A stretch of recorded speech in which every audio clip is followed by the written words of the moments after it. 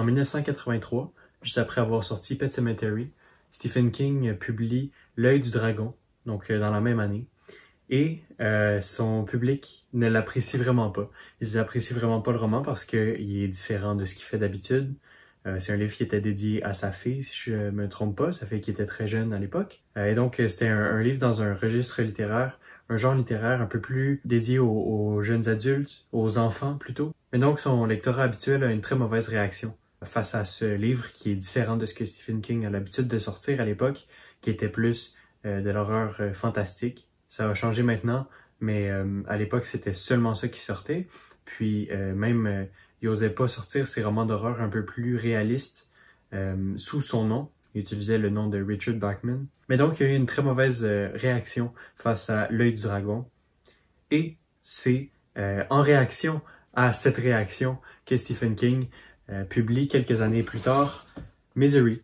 Donc, Misery, qui est un roman dans lequel on suit un personnage principal qui est un écrivain. C'est pas la première fois que Stephen King écrit un personnage qui lui ressemble un peu comme ça. Mais donc, dans ce roman, on suit un auteur qui est, si on veut, capturé, ou plutôt aidé peut-être, par une ancienne infirmière du nom de Annie Wilkes, qui donc l'aide à la suite d'un accident de voiture.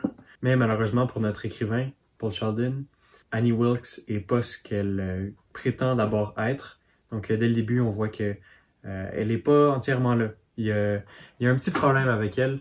Il y a quelque chose de pas normal. Je divulgage les 100 premières pages, là, donc c'est pas tant important, mais je tiens juste à l'avertir. Annie Wilkes s'avère en fait être une fan de Paul Sheldon et de ses romans dans la série de Misery. Et malheureusement pour elle, la série est terminée. Paul Sheldon était tanné d'écrire cette série. Puis face à ça, Annie Wilkes va obliger Paul Sheldon à lui écrire un nouvel opus de Misery et va donc le tenir captif alors qu'il est encore en convalescence de son accident de voiture. Mais donc, ce que j'ai pensé de Misery, c'est pas entièrement positif. Je vais vous le dire d'emblée, là, selon moi, c'est un livre assez moyen pour du Stephen King, donc il a écrit des meilleurs romans, ça c'est certain. Mais ce n'est pas non plus l'un de ses pires. Donc je crois que pour la période où il écrivait, donc là on est dans les années 80, donc je pense que le roman dans sa version originale est paru en 1987, et donc ces romans des années 80 étaient parmi les meilleurs de sa carrière. Puis Misery, là-dedans, je crois que c'est un livre moyen par rapport à le reste de ses parutions de 1980. Je pense qu'il est moyen parce que d'un côté, on a deux personnages. Le livre est vraiment uniquement centré sur les deux personnages de Annie Wilkes et Paul Sheldon. Puis ces deux personnages-là sont très intéressants.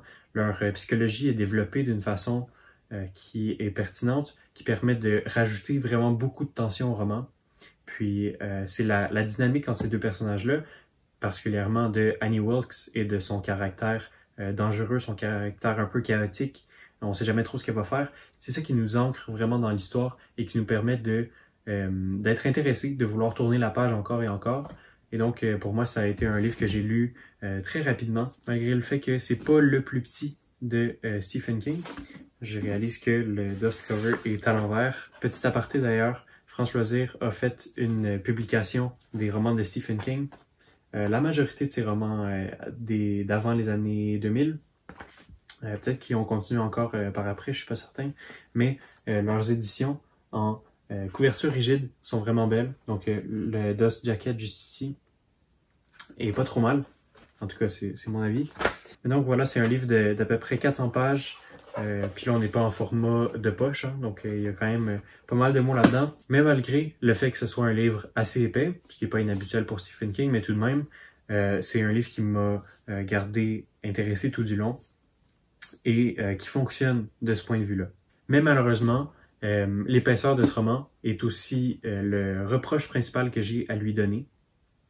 Et c'est donc que Misery, c'est un roman qui est trop long. Donc du moment où il est établi que Paul va devoir écrire un nouvel opus de Misery, l'histoire devient un petit peu plus redondante. Donc la prémisse a été établie et il ne va pas se passer tant de choses que ça quand on regarde le roman d'un point de vue strictement du scénario. Donc la dynamique entre les deux personnages va demeurer intéressante, mais il va pas se passer tant de choses. Et donc c'est un problème parce que oui, ça fonctionne pour nous garder intéressés. Oui, on veut savoir si Paul va survivre à la situation, s'il va être capable de s'enfuir de Annie Wilkes. Mais d'un autre côté, ça prend vraiment beaucoup de temps avant qu'il se passe quelque chose, avant que l'histoire débouche vers une finale, vers une conclusion qui est satisfaisante. Et donc, tout ce qu'il y a entre la mise en place de la situation et la conclusion est très lent. Donc, il y a certains passages où Paul passe très proche d'être capable de s'enfuir, mais ça prend beaucoup de temps. Puis, évidemment, je pense que c'est pas tant un spoiler de vous dire ça. La plupart de ses tentatives d'évasion, ou du moins des moments où il est proche de pouvoir s'enfuir, n'aboutissent à rien. Donc, il demeure dans la maison pour tout le roman. Puis, c'est ça l'intérêt du roman. Là, c'est un huis clos en quelque sorte. Mais on est un peu coincé entre c'est ce personnage de Annie Wilkes qui est folle, qui devient de plus en plus dangereuse, alors que d'un autre côté, Paul Sheldon nous fait part un peu de ses réflexions sur l'acte créatif, sur l'écriture. Et ça, c'est un point que je veux d'ailleurs aborder un peu plus. Donc, évidemment, je l'ai dit tout à l'heure, mais Paul Sheldon, c'est pas tout à fait un copier-coller de Stephen King, mais c'est un personnage qui est très inspiré de Stephen King et qui écrit comme Stephen King. Donc, en parallèle à Misery, je lisais aussi On Writing. Donc, en français, c'est Écriture, mémoire de métier, qui est un livre, un essai de Stephen King dans lequel il explique comment il écrit, sa méthode, puis ses réflexions sur l'écriture. Puis ces réflexions sont aussi dans Misery. Donc, à travers Paul Sheldon, Stephen King nous montre un peu sa philosophie par rapport à l'écriture. Et donc, ce sont deux romans, un roman et un essai qui sont à lire conjointement. En tout cas, personnellement, j'ai beaucoup apprécié de faire le pont entre sa fiction puis son essai. Je crois que c'était vraiment une lecture intéressante puis un point de vue assez particulier. Mais donc, Paul Sheldon écrit un peu comme Stephen King, puis pendant une bonne partie du roman, c'est Paul Sheldon, en fait, c'est Stephen King directement qui nous parle de comment il écrit ses romans, puis ce qu'il pense de ça. Et c'est assez intéressant, mais encore une fois, ça fait pas avancer le scénario. Donc, je pense que j'ai été assez clair là-dessus. Pour moi, Misery, c'est un livre qui est trop long. Puis c'est vraiment ça, le problème du roman. S'il y avait 100 pages de moins, je pense que ça serait un livre tout aussi bon, si ce n'est mieux encore. Mais malgré ça, puis c'est ce qui m'étonne beaucoup dans Misery, le suspense est vraiment réussi. Donc les personnages nous amènent vraiment une profondeur, si on veut, une tension qui est vraiment prenante. Et donc, autant je peux reprocher d'être trop long, autant ça fonctionne comme roman. Donc il faut essayer de départager ça un peu. Je suis un peu confus par rapport à ça parce que dans ma tête, le rythme ne fonctionne pas, mais le suspense se maintient. Puis ça, c'est quelque chose qui arrive très rarement, ou en tout cas, personnellement, j'ai rarement vu ça dans des romans à suspense, dans des romans qui se fient un peu plus à leur scénario pour maintenir le lecteur intéressé. Mais donc, je sais pas trop où va ma critique avec ça, parce que je peux pas expliquer en quoi le roman est long, à part en disant que le scénario avance lentement.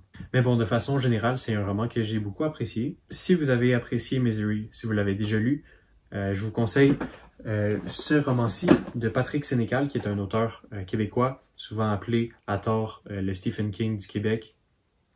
Personnellement, je trouve que ça serait de limiter son talent que de dire que c'est simplement un Stephen King du Québec, mais il a écrit un roman, 550 rue des Ormes, qui est un huis clos un peu dans le même genre, avec une prémisse qui est très similaire, qui est un roman épistolaire, donc où on suit cette personne qui est prise dans la maison du 550 rue des Ormes. Et pour moi, ça a été une meilleure lecture, une lecture plus prenante. C'est un roman un peu plus court, donc la version de poche, cette fois-ci, est à 350 pages. Et c'est un roman à suspense, horrifique, avec cette même propension, si on veut, à faire couler le sang. Donc on va s'en tenir à ça, mais dans les deux romans, la violence est très graphique, elle est très dure. Mais il s'en sort une histoire qui est très prenante. Donc, Misery ou 550 rue des Ormes. 550 rue des Ormes, c'est un roman que j'ai préféré, donc je vous le conseille si vous avez apprécié Misery.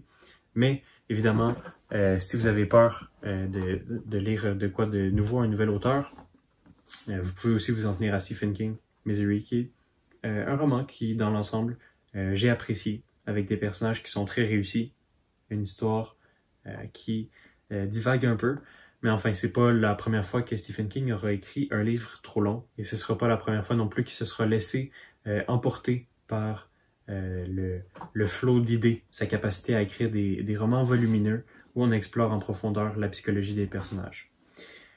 Mais donc voilà, c'est ce que je pense de Misery de Stephen King. Je tiens aussi à dire que je vais bientôt faire une autre rétrospective de l'imaginaire, cette fois-ci qui va être un peu plus scriptée sur Rage de Stephen King.